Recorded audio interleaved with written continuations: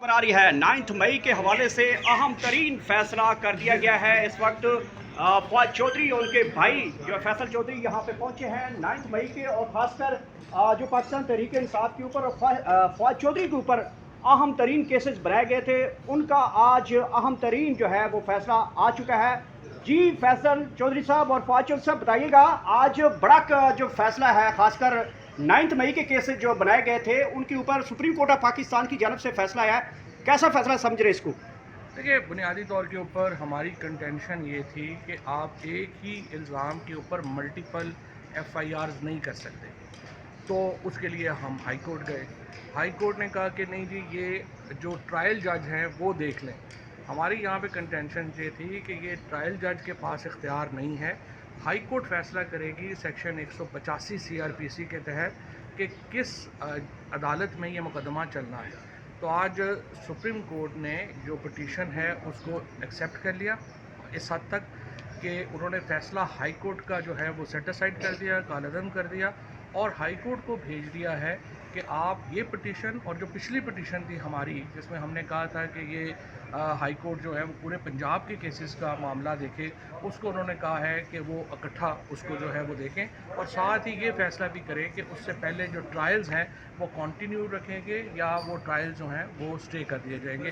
तो ये दोनों फैसले जो हैं उन्होंने लाहौर हाई कोर्ट को भिजवा दिए हैं कि उसके ऊपर वो अपने फैसले करें। अच्छा फवाद साहब, ये बताइएगा कि लास्टली हमने इस्लामाबाद हाई कोर्ट से एक बड़ा फैसला देखा है 9 मई के हवाले से, एक फैसला सुनाया गया है जिसमें बाइज़्ज़त तौर पे कुछ कारकुनान को, लीडरशिप को भी बाइज़्ज़त तौर पे बरी किया गया, और उसमें जजेस ने सीसीटीवी फुटेज की जो है वो मौक़िफ़ इख्तियार किया है कि इन एविडेंसेस का सीसीटीवी फुटेज लाई जाए। इमरान खान का मौक़िफ़ अदालतों के अंदर पूछा जा रहा है, और अचानक 9 मई के केसेस के अंदर ये ऐसी डायरेक्शन आ रही है कि टाइमिंग देखी जाए, जो पाकिस्तान तहरीक इंसाफ ने तहरीक का ऐलान किया है, या फिर इन केसेस में इतना ही कुछ था जितना कुछ कर सकें। देखिए, इनमें से सबसे बड़ी गलती की है ना इन्होंने, वो ये है कि बेपनाह लोग जो हैं उनको शामिल कर दिया जिसका कोई सर ना पैर था। मसलन जो मेरा है, ना मैं एफआईआर में नॉमिनेटेड हूँ, ना मैं 161 की स्टेटमेंट में नॉमिनेटेड हूँ।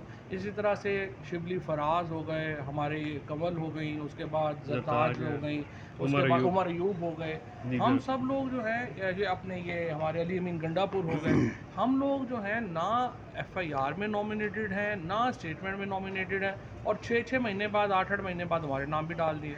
इसी तरह से कन्वीनियंस बेस्ड है, आपका दिल आया है, आपने बंदों को उठा के डाल दिया, दिल आया उनको निकाल दिया। 64,000 बंदा जो है उसको इन केसेस में डाला गया। 34,000 को तो जो है वो गिरफ़्तार किया गया। खुद जो रिपोर्ट हुकूमत, आप मुझे बताइए, इतने हज़ारों लोगों के ऊपर, और फिर जिस तरीके से लोगों को तफ्तीश के दौरान पैसे दिए गए, उनको फेवर्स जो हैं उनको एक्सचेंज की गई, वो एक अलहदा पुलिस की स्टोरीज़ हैं जो आहिस्ता आहिस्ता सामने जो है वो आएंगी। जेल में आप देखें 6 लोग तो जेल में जो है वो बेचारे हेपेटाइटिस से जो है वो अपनी जान से हाथ धो बैठे हैं रिलीज़ होने के बाद। ये बड़े ह्यूमन राइट्स के इश्यूज़ हैं जिसको अदालतें इसको लेती हैं, अल्लाह करे, या कोई वक्त आएगा। फवाद साहब, आपको चीफ साहब ने चैम्बर में बुलाया, क्या वो आपको मुतमिन कर पाए? वो और हम और प्रोसिक्यूटर दोनों को उन्होंने बुलाया था, और उसमें उन्होंने जो था ये कहा कि आप अपनी अपनी कंटेंशंस जो हैं वो लिख के दे दें। तो वो हमने लिख के दे दी हैं, और प्रोसिक्यूटर साहब ने भी लिख के दे दी हैं। अच्छा फवाद साहब, ये बताइएगा कि जैसे कि 9 मई के हवाले से केसेस में आपके ऊपर मुख्तलिफ केसेस को यकजा करके अब एक बार ही सुना जाएगा, क्या ये सहूलत पाकिस्तान तहरीक इंसाफ के वकला नहीं कर पा रहे इमरान खान के लिए? क्या वजह हुआ? अभी तक उन्होंने कोई केस फाइल नहीं किया है।